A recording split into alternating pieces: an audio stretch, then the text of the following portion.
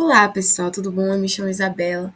Estou aqui mais uma vez com vocês para apresentar e trazer essa aula para vocês acerca do tecido epitelial de revestimento. Mas por que a gente vai falar sobre isso?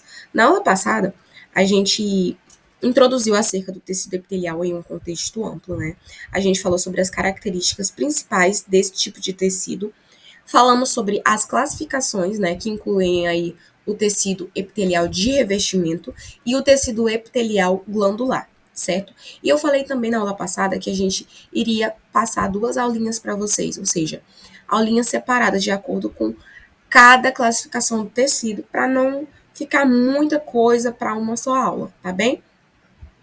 Dado o aspecto de que cada tecido tem uma característica principal, uma característica única do tecido respectivo. Então, hoje nós iremos falar apenas sobre o tecido epitelial de revestimento, compreender a sua função e constituição no nosso corpo, tá bem? Então, vamos lá. A gente já está familiarizado com esse conceito, no entanto, vale a pena inferir mais um pouco, e a gente vai estar contextualizando mais, tá bem? Então, vamos lá. O epitélio de revestimento, ou tecido epitelial de revestimento, cobre tanto a superfície do corpo quanto as cavidades internas, funcionando como uma barreira física, mecânica e imunológica. Então, dado esse aspecto, a gente já vai saber que o tecido epitelial ele vai possuir a função de revestimento. Como assim, Isabela? Ele vai revestir aqui a nossa pele, essa superfície mais externa é tecido epitelial de revestimento, tá bem? Vai revestir também as cavidades internas dos nossos órgãos e também dos nossos vasos presentes no nosso corpo, que são os nossos vasos linfáticos e os nossos vasos sanguíneos. Mas por quê? Internamente, os nossos vasos são recobertos por uma estrutura chamada endotélio, que é a parte mais interna desse vaso, tá bem? E esse endotélio, ele vai ser constituído também por tecido epitelial de revestimento, ok? Então, eu quero que vocês entendam isso. Então, dado essa característica, a gente vai saber que essa função de revestimento não vai ter uma função apenas constitucional, né, desse tecido, desse órgão respectivo, como também uma função de proteger o órgão, proteger a estrutura da qual esse tecido faz parte. Mas por que, Isabela? A gente sabe que essa função de revestimento vai estar atrelada a função de barreira. Mas como assim? Vai funcionar como uma barreirazinha, gente. Porque a gente viu na aula passada que no tecido epitelial nós vamos ter estruturas responsáveis por funcionar como essa barreira seletiva, como por exemplo a gente pode estar citando a lâmina basal, né? Que é a lâmina que fica abaixo das células epiteliais. Essa lâmina ela vai ser responsável por permitir a passagem de substâncias ou não, ou seja, vai permitir a troca de substâncias ou tráfego de substâncias entre o meio extracelular e o meio intracelular, né? Ou não. Então, essa função barreira se deve à característica, né, dessa constituição do tecido, que é a lâmina basal. E essa função de barreira também se deve às células presentes no tecido, obviamente, né, que são as células epiteliais, que elas vão estar bem justapostas, né, bem próximas umas das outras. E essa característica vai conferir o quê? Mais resistência para o tecido da qual ela vai fazer parte. Então, a gente vai saber que o epitélio de revestimento vai possuir a função de proteção, né? E, consequentemente, barreira, porque barreira vai funcionar como barreira física, mecânica e imunológica, tá? Essa função barreira é de extremamente importância, principalmente na absorção aí de choques mecânicos, né? Possíveis choques mecânicos. E aí, consequentemente, essa barreira vai proteger o nosso órgão, ok? Então, é basicamente isso. Constituição. O que eu quero que vocês entendam agora? O que seriam essas constituições desse tecido epitelial de revestimento? Essas constituições são basicamente projeções desse tecido epitelial. Como assim? Faz parte do tecido epitelial, Isabela? Sim, faz parte do tecido epitelial. Então, dependendo do local em que esse tecido vai estar inserido, ele pode ter algumas dessas constituições aqui, nas quais eu vou citar para vocês e explicar sobre cada uma delas e qual a importância dessa característica constitucional, tá bem? Do tecido epitelial. Então, Nós vamos ter aqui as microvilosidades, estereocílios, cílios e flagelos, tá bem? Essas são as constituições aí do tecido epitelial. Aliás, possíveis constituições, né? Porque depende do tecido, do local, na verdade, do órgão em que ele está inserido. Então, vamos falar sobre cada uma delas, tá bem? Então, vamos falar primeiramente sobre as microvilosidades, que também são chamadas de microvilos. Os microvilos, eles vão ter esse formato aí bem prolongado, que é mais ou menos um formatozinho de um dedo, parece um monte de dedinho, vocês observam? E qual a função dessa projeção? Os microvilos, eles vão ter esse formato aí bem prolongado, que é mais ou menos um formatozinho de um dedo, parece um monte de dedinho, vocês observam? Essa projeçãozinha aí do tecido epitelial vai ser importantíssimo no aumento da eficiência para trocas com a cavidade ou meio extracelular. Como assim? Essas microvilosidades, elas normalmente estão presentes aí no intestino delgado. E a gente sabe que o intestino delgado, ele vai ser responsável por absorver substâncias, certo? Consequentes aí da nossa digestão. E para aumentar a superfície de contato e aumentar a eficiência dessa troca de substâncias, tá bem? Nós vamos ter essas microvilosidades que vão facilitar esse processo de absorção desse tecido ou desse órgão, tá bem? Basicamente isso. Então vamos falar sobre os estereocílios. Os estereocílios, eles vão estar presentes normalmente nos ductos deferentes, tá bem? E também no epidídimo. E qual a função desses estereocílios? Eles vão ser um pouco similares com as microvilosidades, tá? Mas ele vai ser mais fininho, vamos dizer assim, tá? Vão ter espessura mais reduzida.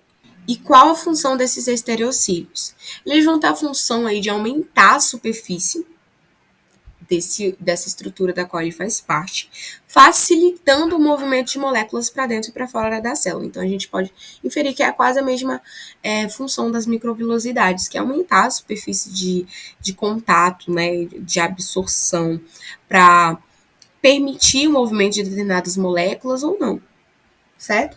Então, agora vamos falar sobre os cílios. O que são esses cílios? Os cílios, eles vão ser prolongamentos móveis que vão facilitar o fluxo de substâncias em uma única direção. Mas por quê? Porque essa mobilidade ciliar vai ser em um movimento de vai e vem. Esse movimento de vai e vem vai permitir essa passagem, esse fluxo dessa substância em uma única direção, tá? E onde esses cílios vão estar presentes? Vão estar presentes, por exemplo, na nossa traqueia, né? E qual a função desses cílios na nossa traqueia? Vai ser participar do processo de umidificação e aquecimento do ar. E também esses cílios vão ter a função de eliminar partículas, poeira ou bactéria, né? Que por sua vez pode entrar em contato aí com o nosso corpo, a fim de funcionar como essa proteção mesmo, tá bem? Basicamente isso. E nós temos, por fim, né, de constituição aí, os flagelos. Os flagelos vão estar presentes aí nos espermatozoides, né? E como a gente sabe, os flagelos vão ter uma função exponencial no processo de mobilização da célula. Então, qual a função dos flagelos? Mobilização da célula, tá bem? E os flagelos vão ser essas estruturazinhas aqui, parecidas com os cílios, né? Vão ser móveis. E vão possuir essa função, né, de mobilidade da célula. Então, agora nós vamos falar sobre a classificação do tecido epitelial. Mas por que, Isabela? O tecido epitelial de revestimento ele vai ser classificado de duas formas. A princípio, nós iremos falar sobre essa classificação de acordo com a quantidade de camada celular. Nós vamos ter três classificações, que são epitélio simples, epitélio estratificado e epitélio pseudoestratificado. O epitélio simples representa aqui essa primeira imagenzinha em que nós temos aqui, podemos observar aqui. Nós temos aqui os cíliozinhos, né? Aqui nós vamos ter a lâmina basal, porque a gente sabe que as células do tecido epitelial de revestimento vão estar aí sobre uma lâmina basal. E sabendo disso, a gente observa que nós temos apenas uma camada celular, certo? Dá para observar aqui que nós temos uma camada celular. E quando se tem uma camada celular do tecido epitelial, nós vamos ter aí o epitélio, a classificação do epitélio simples, certo? Aqui a gente pode observar apenas uma camadinha celular nessa imagem microscópica. Aqui também uma camada celular. Então, tá. Epitélio simples, uma camada celular. Agora vamos para outra classificação, que é o epitélio estratificado. A gente observa que há duas camadas celulares. Ah, Isabela, então o tecido epitelial estratificado vai possuir apenas duas camadas celulares? Não. Vai possuir mais de uma camada celular. Então, pode ser duas, pode ser três, pode ser quatro. Basicamente isso, tá? Então, a gente observa que nós possuímos aqui no epitélio estratificado mais de uma camada celular. Dado isso, a gente vai saber também que apenas a primeira camada celular vai estar em contato com a lâmina basal, enquanto as outras vão estar mais distantes, certo? Aqui a gente pode observar, né, várias camadas celulares, né? E a gente pode estar classificando, né, quando se tem várias camadas celulares no tecido epitelial de epitélio estratificado. Agora vamos para essa última classificação segundo a quantidade de camada celular, que é o epitélio pseudoestratificado. E o que significa isso? Significa que é o falso estratificado. Ou seja, vai só parecer que é, mas não é. Sabe aquelas pessoas que parecem que são legalzinhas, mas não são? É esse epitélio bem aqui, do qual estamos falando. Nós temos aqui a disposição dos núcleos celulares em ordens aleatórias, ou seja, a disposição dos núcleos das células estão desnivelada. Olha aqui, vocês conseguem observar que não estão linear. Então, o fato dos núcleos dessas células estarem dispostas aleatoriamente ou desordenadamente faz com que a gente tenha a impressão que há mais de uma camada celular, mas não é o que acontece, porque é como se fosse uma ilusão de ótica. Você olha, tem mais de uma camada celular. Mas quando você se familiariza com o tecido, você começa a ver umas imagenzinhas, você observa que só tem uma camada celular em contato com a lâmina basal. O problema é que essa disposição desordenada dos núcleos das células nos dá uma impressão de que há mais de uma camada celular. Então, esse epitélio é chamado de epitélio pseudoestratificado. Aqui nós temos uma imagenzinha microscópica, tá bem? Desse tecido, em que nós temos apenas uma camada celular, mas o fato de suas células estarem dispostas, né, de uma forma desordenada, dá a entender que possui mais de uma camada celular. Porém, não é a verdade, porque nós vamos ter apenas uma camada celular. A diferença é que a disposição dos núcleos das células vão estar desordenada. Ok. Agora vamos para a classificação segundo o formato celular. Essa é uma classificação bem simples mesmo, porque a gente já vai associar o nome, né, com o possível formato. Como assim? Nós vamos ter o epitélio pavimentoso, tá? Cúbico, prismático e de transição. Pavimentoso, gente, quando fala assim, epitélio pavimentoso, o que é pavimentoso? É o que é achatado. Então, a gente já vai saber que o epitélio pavimentoso é aquele epitélio que possui as suas células achatadinhas. Vocês conseguem observar aqui que essas células são bem achatadinhas. E aqui ao redor dessa lâmina, a gente consegue observar as células achatadas. Tá bem? Epitélio cúbico. O epitélio cúbico, gente, não coloquei na ordem, agora que eu estou vendo.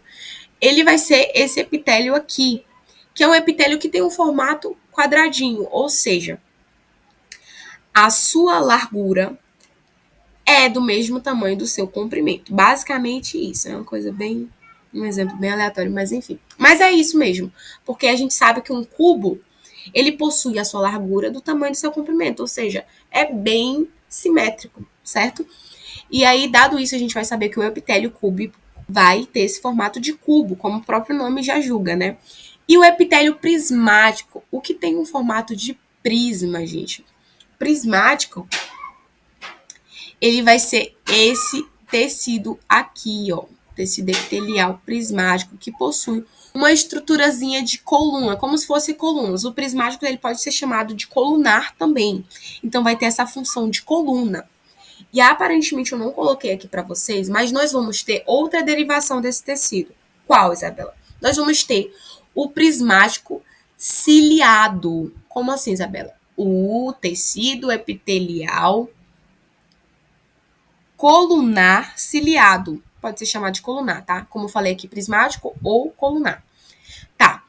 Tecido epitelial prismático ou colunar. E a derivação dele, que é o tecido epitelial prismático ou colunar ciliado. Como assim, Isabela? Me confundiu. A diferença entre esses dois é porque um possui cílios em sua extremidade e o outro não possui. Então a gente vai ter aqui o epitélio colunar normal e o epitélio colunar ciliado, tá bem? É isso que eu quero que vocês entendam. E por fim, nós vamos ter essa classificação, que é o epitélio de transição. Como o próprio nome julga, de transição. Então, significa que não tem um formato específico. Por quê? Como, por exemplo, a gente vai citar esse tecido aí na bexiga. Como assim, Isabela? Nós sabemos que o órgão que precisa de distensão, ele precisa mudar a sua estrutura para poder, né, alcançar aquela distensão necessária. Dado isso, as células presentes nesse órgão precisa ter uma morfologia adequada, né, para se adequar à distensão daquele órgão. Então, como no caso da bexiga, a gente vai ter inicialmente, quando ela está em repouso, um formato cúbico. No entanto, conforme ela vai se distendendo, ou seja, conforme ela vai se expandindo, ou seja, se enchendo, obviamente, de urina, a gente vai saber que esse órgão ele vai passar a possuir células achatadas. Mas por que isso acontece? Isso acontece dada a sua necessidade fisiológica mesmo, a necessidade morfofuncional desse órgão. Então, dado isso, a gente vai ter esse tipo de célula, que são células, né, do epitélio de transição. Então, dado essa característica, nós podemos entender que o epitélio, o tecido epitelial de revestimento, ele vai ser um tecido que vai possuir variações, tá? A gente citou aqui cada uma dessas classificações, né? De acordo com o formato, de acordo com a quantidade de camada celular. No entanto, nós vamos ter situações em que essas classificações vão estar associadas a outras. Como assim? Por exemplo, epitélio cúbico simples. O que nós entendemos aqui? Entendemos que esse tecido ele vai possuir células do formato cúbico em uma única camada celular. Por quê? Porque cúbico se remete a um formato cúbico e simples se remete a camada celular, ou seja, um número de camadas celulares. Então aqui a gente já vai saber que esse tecido ele vai ter as células do formato cúbico em uma única camada celular, certo? Tá. Epitélio colunar simples. O que a gente entende aqui? Entendemos que nós temos células em um formato colunar, ou seja, um formato de prisma, que possui apenas uma camada celular. E pode ser não ciliado e ciliado, aqui como está falando, né? Então a gente vai entender que vai possuir cílios ou não em sua estrutura. Epitélio colunar pseudoestratificado. O que a gente entende? A gente entende que nós temos essas células em um formato colunar, nesse tecido respectivo, e nós vamos ter apenas uma camada celular, né? E dado essa característica do pseudoestratificado de que a disposição desordenada dos núcleos faz com que a gente tenha a impressão de que possui mais de uma camada celular. Então a gente vai saber que nós vamos ter esse epitélio, né? Que é um tecido que vai possuir as células colunares com as células dispostas, né, desordenadamente, dando essa impressão de que possui mais de uma camada celular, no entanto, vai possuir apenas uma camada celular, dada a sua característica do pseudoestratificado, que pode ser não ciliado e ciliado, tá vendo? Nós já vamos ter aí derivações. Epitélio escamoso ou pavimentoso, né, que a gente falou, estratificado. O que a gente vai entender a partir disso? Nós vamos entender que o tecido, esse tecido respectivo, ele vai ser pavimentoso, ou seja, achatadinho, e estratificado. O que significa estratificado? Que possui mais de uma camada celular. Então a gente vai entender que nós vamos ter várias camadas celulares de células achatadas. E aqui a gente tem uma derivaçãozinha que afirma que ele pode ser queratinizado e não queratinizado. O que eu quero mostrar com isso? Quero mostrar, pessoal, que, dada essa característica aí, por exemplo, do formato celular, nós podemos ter derivações associadas também ao número de camadas celulares. Como assim? Nós podemos ter aqui, por exemplo, o tecido pavimentoso simples, tecido pavimentoso estratificado. É só um exemplo, entendeu? Para vocês associarem aí. Então, entendemos essa parte sobre o formato e os diferentes tipos de tecido epitelial de revestimento, certo? E agora, pessoal, nós vamos falar sobre a função desse tecido. Falamos tanto sobre ele, mas de início já deu para compreender qual a função desse tecido no nosso corpo, certo? Além de constituir os nossos órgãos, de constituir estruturas, né, do nosso corpo, como a nossa pele, nós vamos ter essa função de barreira, né? A gente já entendeu isso, essa função de proteção. E agora vamos entender funções específicas desse tecido. Função de transporte, o que quer dizer? Nós sabemos que o tecido epitelial ele vai recobrir internamente, né, os nossos vasos através da constituição do endotélio. Então, dado a função do vaso, que é transportar substâncias, eu falo isso em um contexto amplo, é claro, nós vamos entender que, dado a característica do tecido epitelial de revestimento em que ele não possui a função apenas de constituir, mas também de funcionar, de ter uma ação, de executar determinada ação no nosso corpo, nós vamos saber que a função do tecido epitelial de revestimento também vai ser de transporte, dada essa característica morfológica, né, de que ele faz parte aí do endotélio, que vai ter a função aí nessa condução também dessas substâncias, ok? Revestimento de superfícies. O que seria revestimento de superfície? A gente já clicou nessa tecla um monte de vezes. Por quê? Porque é uma das principais funções, né, desse tecido, que é revestir a superfície do nosso corpo, dos nossos órgãos internos e também aí dos nossos vasos, né? Então a gente sabe que o tecido epitelial ele vai ser um tecido que vai recobrir órgãos, né, responsáveis por absorção de nutrientes, como por exemplo a gente vai saber o intestino delgado, por exemplo, né, vai ser responsável por essa absorção.